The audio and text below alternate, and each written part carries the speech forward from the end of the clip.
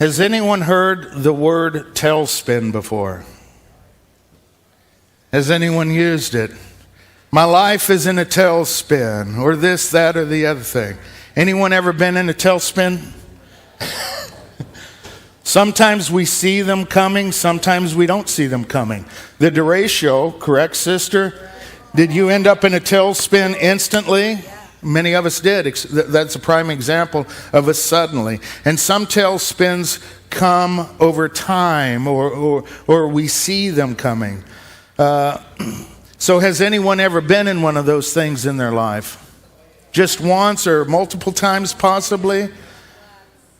Something so intense that you didn't know if you were going to recover from it or not. And that's a bad place to be. We get that way sometimes. Life happens. Sometimes we place ourselves in these predicaments. Sometimes they just happen. And all of a sudden you're spinning, upside down and sideways. And sometimes we just don't know, am I going to recover? Have you ever felt like you were free falling from the sky, upside down and spinning out of control, thinking there would be no recovery from the spin? Most of us have, and most of us will, experience things like this. But there was a man in the land of Uz, whose name was Job, and that man was blameless and upright, and one who feared God and shunned evil. Job 1, 6 through 7. It says, Now there was a day when the sons of God came to present themselves before the Lord, and Satan also came among them. And the Lord said to Satan, From where do you come? And Satan answered the Lord and said, Oh, I'm just going to and fro the earth, and from walking back and forth on it. What was he doing walking back and forth? Anyone know? 2 Peter gives us a glimpse of this. So be sober and wake ye, for your adversary the devil is a roaring lion, goeth about seeking whom he shall devour. That's what he was doing whenever the Lord caught him. Job was a man that has had such a day when things in his life were spinning out of control. He was a man that was caught in a vicious, unrelenting tailspin that makes all of our problems seem so minute in comparison. He truly was the master of life's tailspin. He had a day that made the history book, did he not? Actually, I seen a post concerning Job this morning. It's like, thank you, Lord, for the confirmation. And 2 days ago, I had a meeting with a lady I haven't seen in many years. And she used the word tailspin 3 times. And I hadn't heard anyone else say it over the last year. It's like, Lord, thank you. This must be a word for your church. Now, there was a day. Have you ever had a day? No? But there was a day when his sons and daughters were eating and drinking wine in their oldest brother's house. And a messenger came to Job and said, The oxen were plowing and the donkeys feeding beside them, when the Sebans raided them and took them away. Indeed, they have killed the servants with the edge of a sword, and I alone have escaped to tell you. And this was spin number 1. While he was still speaking, another one also came up and said, The fire of God fell from the heaven and burned up the sheep and your servants and consumed them. And I alone have escaped to tell you. This was spin number 2. While he was still speaking, another also came up and said, The Chaldeans formed 3 bands, raided the camels and took them away. Yes, and killed the servants with the edge of the sword, and I alone have escaped to tell you. This would be spin number 3. So, how are we doing today, comparatively?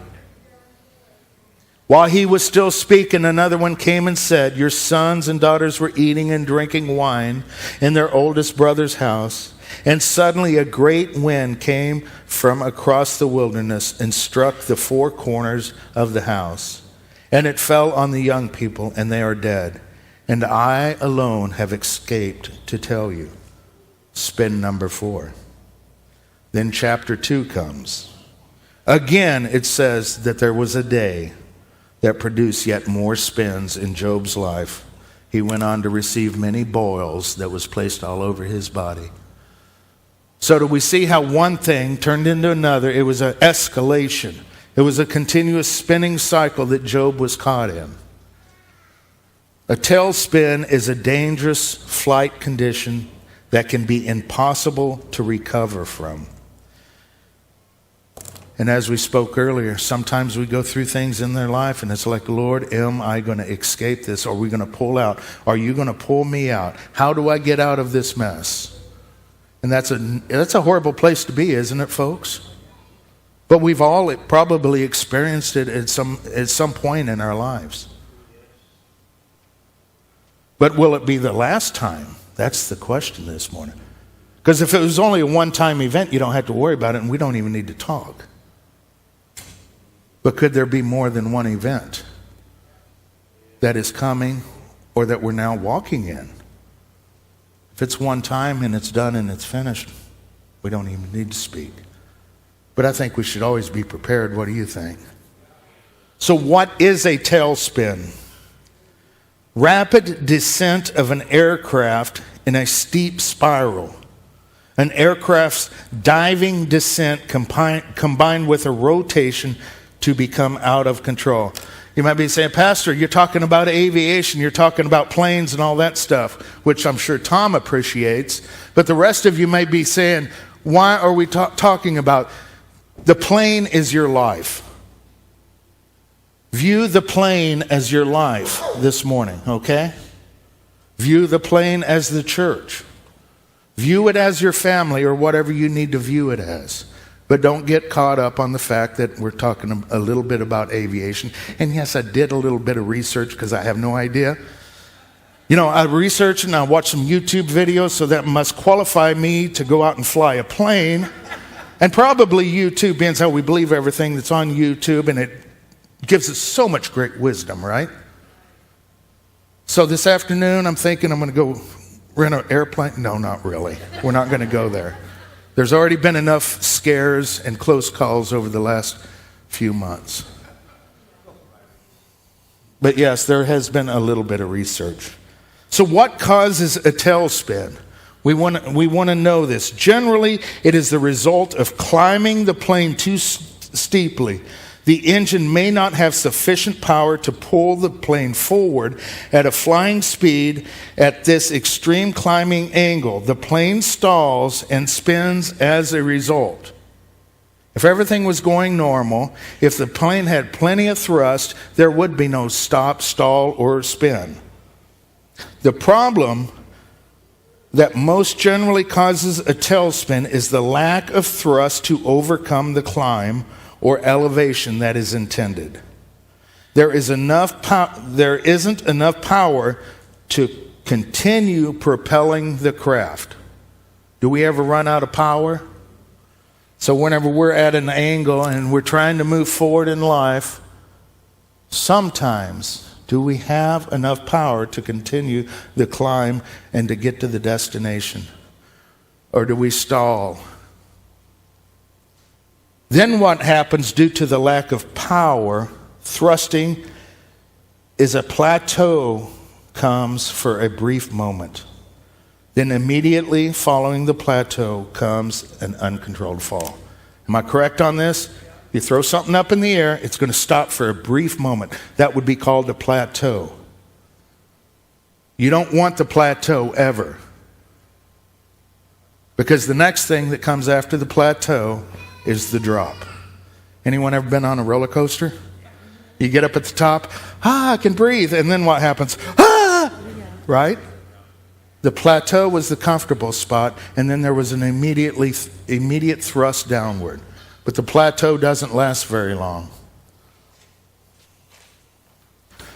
Some tailspins are caused by unforeseen circumstances without pilot error, like Job's unforeseen circumstances, and some tailspins are from pilot error.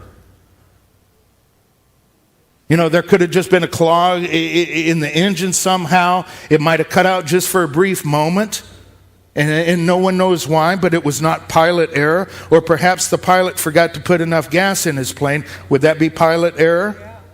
See the difference? So some things are unforeseen, but some things are self-inflicted. Sometimes in life we have unforeseen things that happen that can catch us off guard, right? Things that we have no control over. Things that are not self-inflicted but rather happen. Other times we get ourselves in a bind and cause us to be in a downward spiral that keeps pulling us downward and out of control. I don't know if anyone else has ever been in a situation like that where I have caused myself grief. And it's like, oh, I got to get out of this. But it was started and it was initiated by whatever the situation I place myself in or the things that I have done. And everything has a consequence, right? Both good and evil. Sometimes whenever we do ridiculous things, we start to plummet. And whenever we start to plummet, sometimes we get a little frantic and we keep making poor decisions all the way down. Now, we never want to hear the word splat though, right?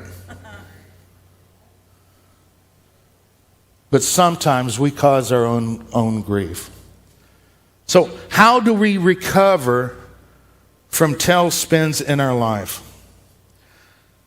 Coming from St. Louis on Monday, the Lord kind of dropped this in my heart. So, how do you take an aircraft or life's unforeseen challenges that is a hazard or out of control and cause it to become stable and under control again? So, I figured I would do some learning from a pro. Has anyone ever heard of the name Spencer Sutterman? No? Well, Spencer Sutterman is an American air show performer and Guinness World Record holder for the most inverted flat spins, which is currently 98 rotations in a plane that is falling to the earth. He could be considered the master of tailspins. He is currently, listen to this, you keep the guy in your prayers. He is currently trying to achieve 120 inverted flat spins to break his own record. But he has truly become a master on recovering an out-of-control plane that is surely heading for disaster and certain destruction. So I wanted to know what he said about flat spins or tailspins. So how does he recover when the plane is no longer flying but rather spinning and falling? Sometimes our lives are just spinning and falling, right? Well, this is his advice. Number one, you must be in shape because it's going to take some energy and stamina to pull the plane up and out of the spin. You do not get in shape while you are in the spin, but rather before the spin. In other words, if you're flying alone or long, and all of a sudden you catch yourself in a bind, and you need stamina to recover from it, you're not going to sit in the cockpit and try and exercise to gain your stamina. You should already have it, right? Well, isn't that our life? Whenever we find ourselves in, isn't that what the Word is for? To give us direction on how to take care of things before we ever hit them? Which is working out, it's exercising. But he says you need to be in good physical shape in order to pull that plane back up. Because it's going to take some work. It's not going to be easy. Number two, hold the stick in place. Don't take your hands off of it. Number three, stand on the rudder pedal. This controls the direction of the aircraft. 4, keep the throttle forward. This is the power that propels the plane. Now the two most important ones. Number 5, maintain composure. Do not panic. Panic is the enemy of the pilot. Control your breathing. In other words, stay relaxed in the chaos. Now let me ask us this. Being how we've all walked through chaos in our life, how did you compose yourself? Did you keep breathing normally, or did your breathing increase? It's best if we can keep our breathing at a constant, regardless of what's going up or down around us. On Christ, the solid rock I stand. All other ground is sinking sand. So when we're going through life's problems, if we're standing upon something that is immovable, should we not remain immovable also? Exactly. Things come and things go in each and every one of our lives, all the time. It's a constant flow, right? Back and forth. But have we found a place in the Lord where, regardless of what it is, yeah, there's another explosion. Oh, well, glory to God. Glory to God. Praise and worship. Stability. And the older you get, the more you're going to know this as well. Because the older you get, I've been there, done it, lived through it. Next one's not going to be as bad. Because I've already, walked through some stuff. And I'm sure the older you get, the more this becomes real to you. Now, I know whenever we're teens and stuff, everything's an emergency. Oh my goodness, this guy's going to fall, right? But the older you get, the less emergencies there are. But regardless of our age, though, we can train ourselves to stand upon the rock in which you were cut. And that's our stability. That's our peace of mind. So whenever gas prices jump up to $17 a gallon, guess what? No, it's not prophecy. Okay. Whenever the gas prices jump up to $5.50 a gallon, is that a little more realistic? Okay. That way it's not too far out there. We can still remain stable. Why? Because God's going to give us better gas mileage.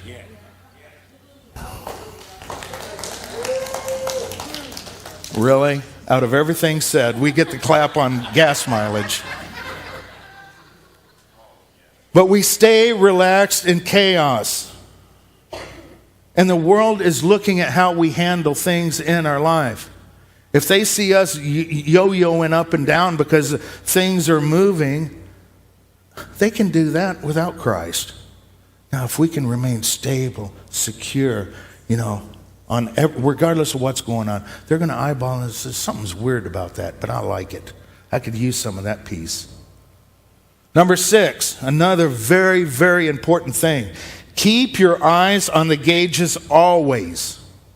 Never take your eyes off the gauges. Continually scan everything. In order to recover from a tailspin, you must have a high focus and be very disciplined. Can we say discipline? Yes. Just like Job, he was blameless and upright and one who feared God and shunned evil. He was highly focused and disciplined in his trust of the Lord. Very focused and very disciplined. You can read the account for yourself. Toward the end there, he was getting wore out. We all know that. But he was still faithful.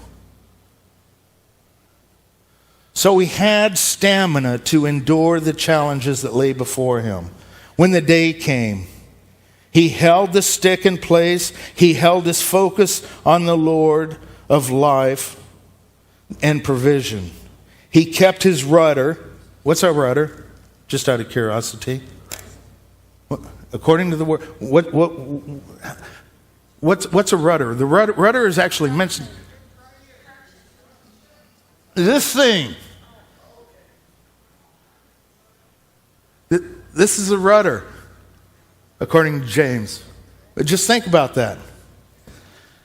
He kept his rudder, his tongue, focused on direction of trust and reliance. How many times did Job say, I'm still going to keep praising the Lord. I'm going to praise the Lord.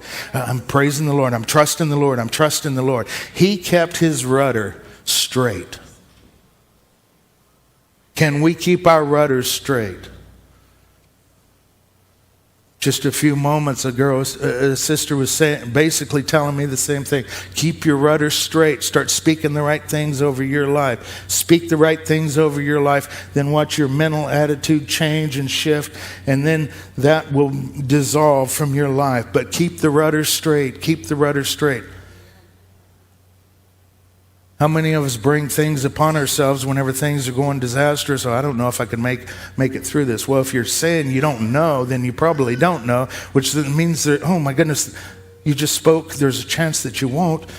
But no, the Lord is faithful. He will get me through this.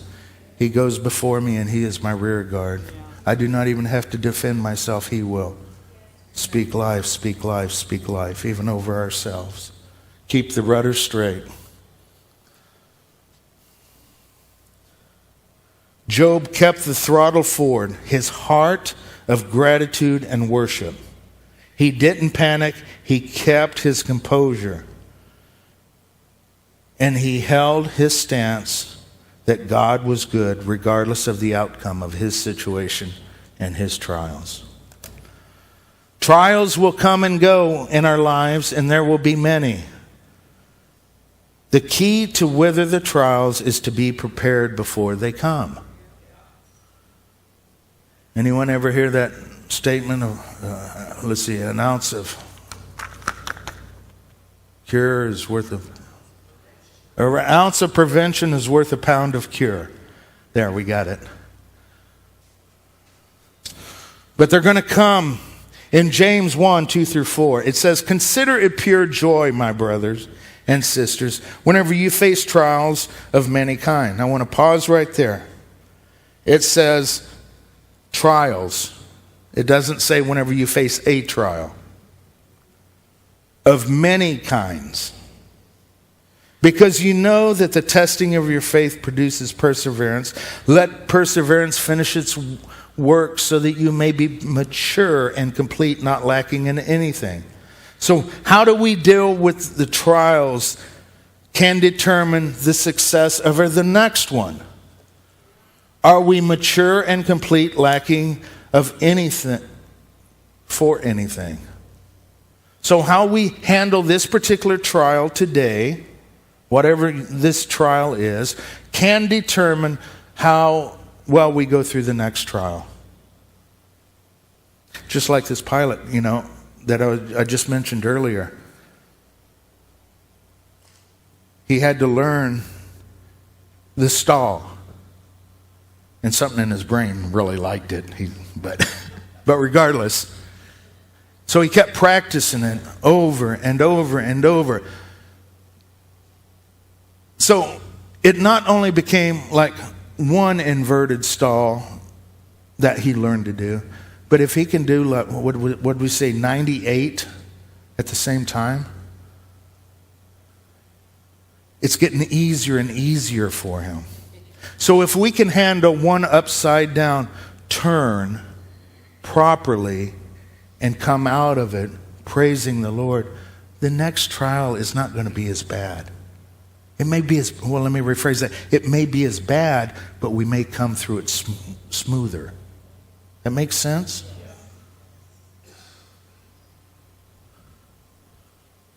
And see, we as believers also have a benefit of trials.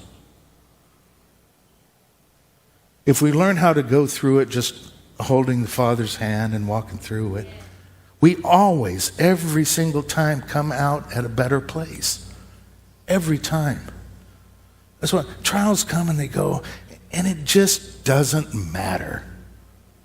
It does not matter. Because I know if it's a dry desert spot, if it's a trial, if it's a this, if it's a that, He's building my faith, number one. And we always come out ahead. Every time. All things work together for our good. Even if we're upside down sometimes.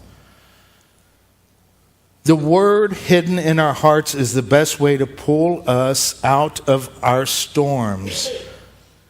Keeping our eyes on the gauges, the plumb line of life, which is the plumb line.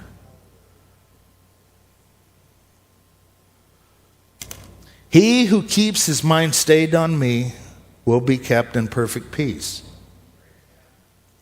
It does not say, he who keeps his mind stayed on me will be kept in perfect peace if he is in perfect peace. And it also doesn't say, he who keeps his eyes stayed on me will be kept in perfect peace in times of trial.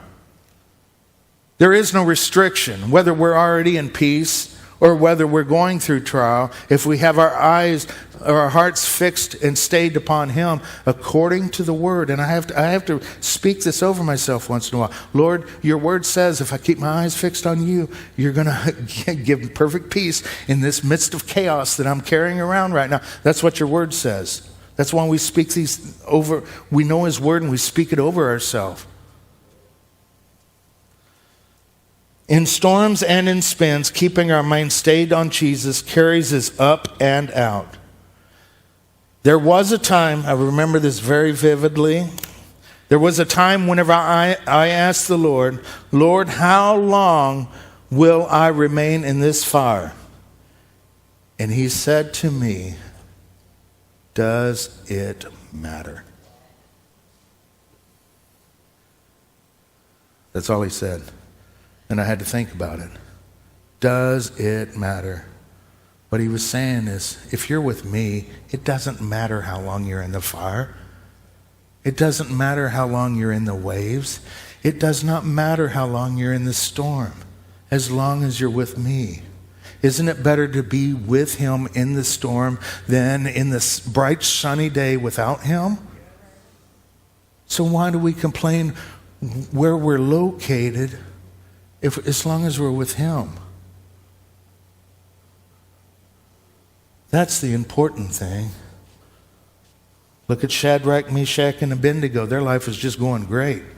They went to a barbecue and they were the main course.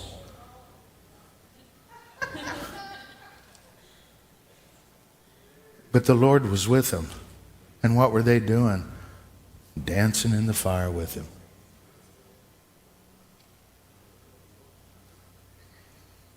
So how do we avoid a tailspin in our lives, if at all possible? As we spoke earlier, sometimes they just happen and you have no control over what happens sometimes, but sometimes we do.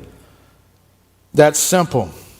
If the cause is lack of power to propel us, then we simply need to ensure that we have unlimited power pushing us. We just determined the main cause is lack of power to keep the pull. So if that's the case, then we just need more power, right? Blessed is the man who trusts in the Lord, whose confidence is in him. He will be like a tree planted by the water that sends out its roots by the stream. It does not fear when the heat comes. Its leaves are always green. It has no worries in a year of drought and never fails to bear fruit. If we can't prevent or avoid a tailspin in our lives, what are we to do? We are to make sure that we are prepared. The best way to recover from a tailspin in our lives is to be prepared for one. Pilots, and Tom confirmed this, pilots are required to know how to recover from a stalled plane. So if it ever happens, they will know how to handle it and recover from it safely. They don't wait for the problem to come. They prepare for the problem and hope it doesn't come, right? You don't want to be in a tailspin, like he said, especially if you're only 50 foot off the ground, or you don't want to stall that low. You practice it. You prepare, you practice. And that's what the Lord's telling us this morning. Always be prepared. Be prepared. Trust in the Lord with all of your heart and lean not into your own understanding. In all your ways acknowledge him, and he shall direct some of your paths. Oh, you guys are right on top of that one. And he shall direct your paths. Good going. Some of our paths, all of our paths. Which means whenever things are going great, if I'm trusting in him and not leaning on my own understanding, he's going to direct me. Whenever things are upside down and spinning out of control, here we go again. Folks, do you do this? Lord, your word says. Folks, do you do that? I do it all the time. Lord, your word says. Lord, your word says, if I trust in you with all of my heart during this storm and lean not in my own understanding, but in all of my ways I'm acknowledging you, Lord, you're going to direct my path. You're going to tell me what to do. You're going to tell me how to handle this. You're going to tell me how to spin my life the proper direction so I can start flying all over again. That's what your word says. He loves it whenever you tell him what his word is. Because where does he hold it? Oh, way above his head.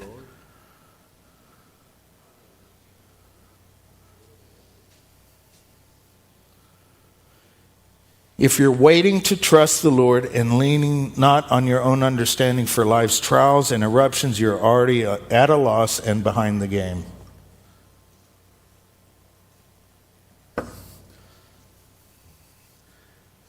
Back to 2 Peter 5:8 again. Be sober and awake, for your adversary, the devil, is roaring lion, going about seeking whom he shall devour. He is seeking, make no doubt about it.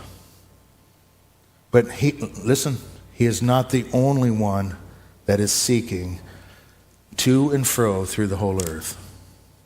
Where it says he's seeking, he's running back and forth. He's not the only one, though. 2 Chronicles 16:9, for the eyes of the Lord run to and fro through the whole earth to show himself strong on behalf of those whose hearts are loyal to him. So he's searching too. Luke 22:31 through 34, and the Lord said, church, brothers and sisters, indeed, Satan has asked for you, that he might sift you as wheat. But I have prayed for you, that your faith should not fail. And when you have returned to me, strengthen your brethren. Satan has asked to sift you. He wants to know if you are steadfast and secure. He wants to know if you can wither the storms of life. He wants to know if you are what you say you are. He wants to know if you can remain calm in a tailspin or if you're going to go splat on the ground.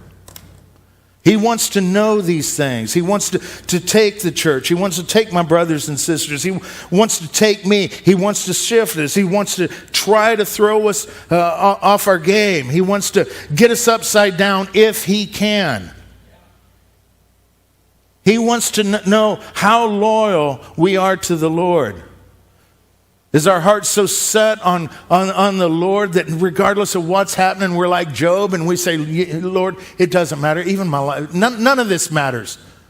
But I trust in you, whatever you say. As my brother back there, he said, I'm learning to give God glory even for the bad stuff that Satan's trying to do. It's like, absolutely. How better to aggravate the enemy? Give the Lord glory. Lord, thank you that I'm going through this. This must be of you. Yes, you're trying to teach me something. Right? I don't know why we're going all there. But be of good cheer. I have prayed for you, and I'm praying and interceding for you right now. Your faith will be tested. Your words will be tested. Your works will be tested and refined.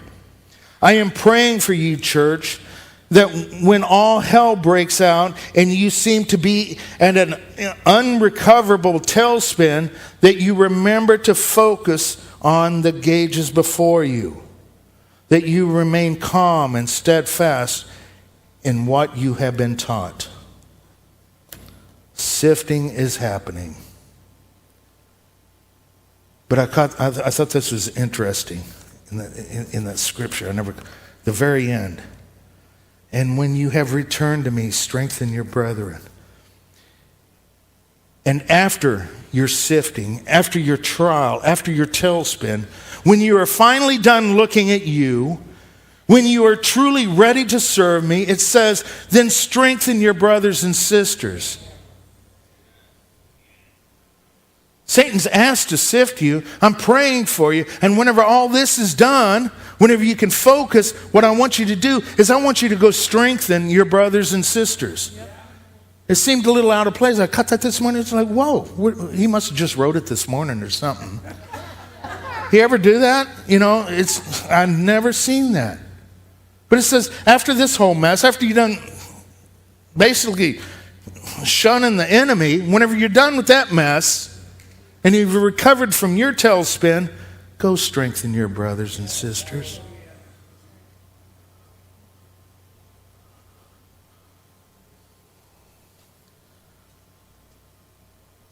Remove your eyes from you and place them on me and your brothers and sisters.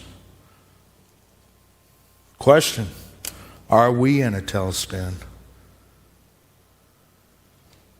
I think not. I think the plane is leveling out. And he's got us on course to the destination that he has for us now. There was some turbulence, correct? It's necessary. We needed to make sure the pudding wouldn't fall out of the dish during turbulence and stuff. But he has a destination for us as individuals and as a body. And I believe what he's saying this morning is don't get caught up because things seem upside down. Don't panic. There's no need. No need. I've been in this journey for long enough to know things are going to happen. You know why? Because people go to church. The church is full of people. If somehow we could get rid of all the people, then the church would be perfect. But see, that's not his plan. His plan is for brothers and sisters to learn to love one another, to help one another whenever we're in our personal tailspins. And if the church becomes in a tailspin, we're inverted and out of control, that we gather together, because it says you're going to be, these things are going to happen. But what you need to do is strengthen one another.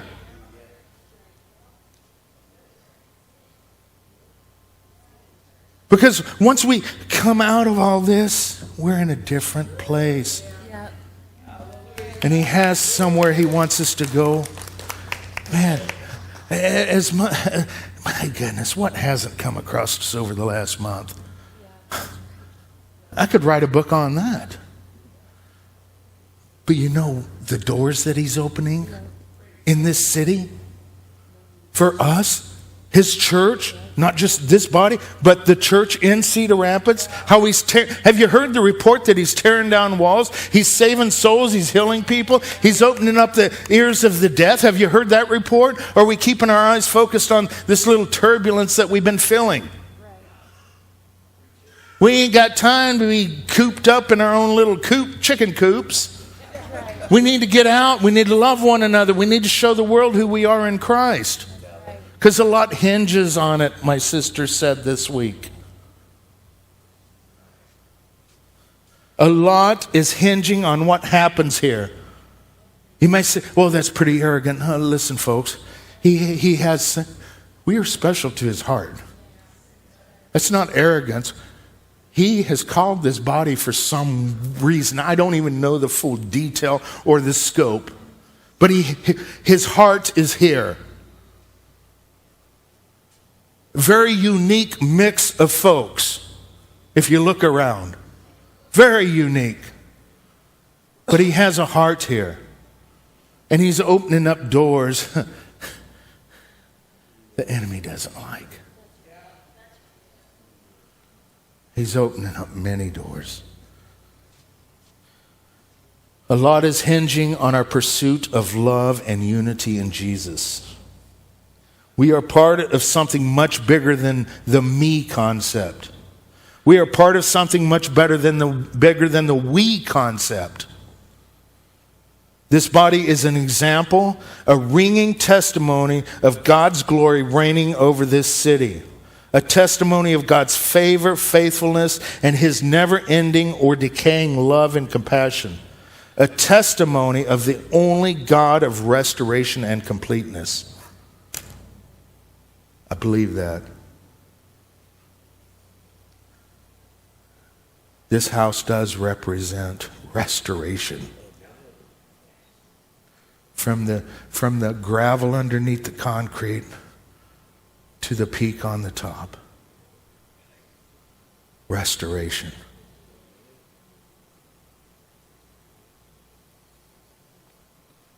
So many restored lives. We're all restored. And I think that's what he wants to show the city. He is a God of restoration. Restore.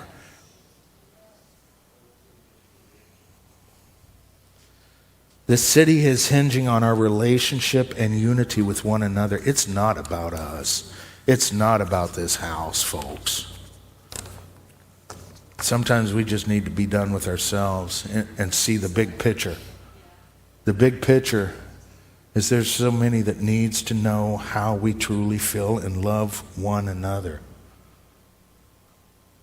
It is the anointing. I want to claim this and keep claiming it. It is the anointing that breaks the yokes. And I wholeheartedly, with everything within me, know within my knower that the anointing is the very love of God that he places within us. There was a question posed last week. I wasn't here. But this was the question. How do we build trust? That answer is very easy.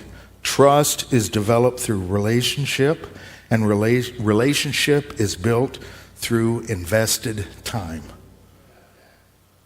If there is no invested time with one another, there can be no relationship. If there is no relationship, there can be no trust. That is true of our interactions with one another and also with the Father. You might like, well, hold on. Yeah, it's by grace that you have been saved through faith, not of works, lest any man should boast. And we're not talking about salvation here. That's a free gift, and it's available to everybody. But just because someone got saved yesterday, do they have absolute trust in God without knowing him? Think about that. If you spend time with the Lord, you have a relationship with him, correct? If you do not, you will have no trust.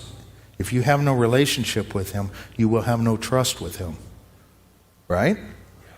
Logically? There was a man in the land of Uz whose name was Job, and that man was blameless and upright, and one who feared God and shunned evil. Job was equipped and prepared because he was blameless, upright, and feared God, which translates, Job spent time with God, building a relationship that built the very trust that he stood upon when the day of his sorrows came.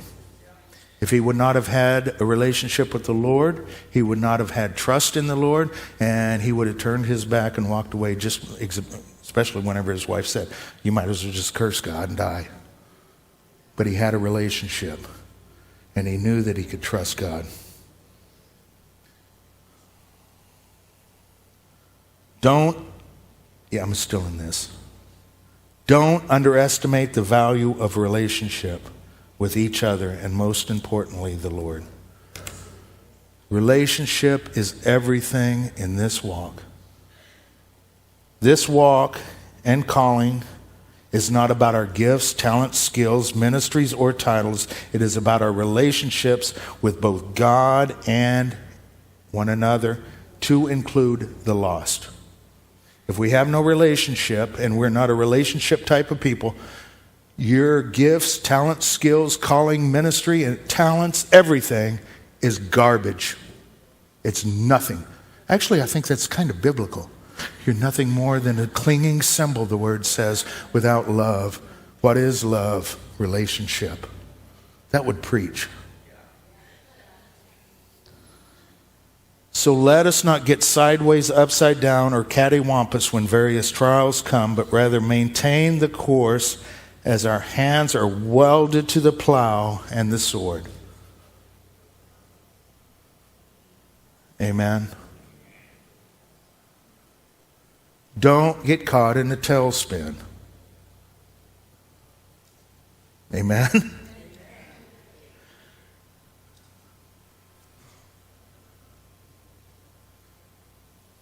Did y'all get anything out of that? Okay, once again, a disclaimer. Don't jump on YouTube, investigate this guy, and go jump in an airplane this afternoon, because I am not responsible, and it's being recorded, so there's my evidence.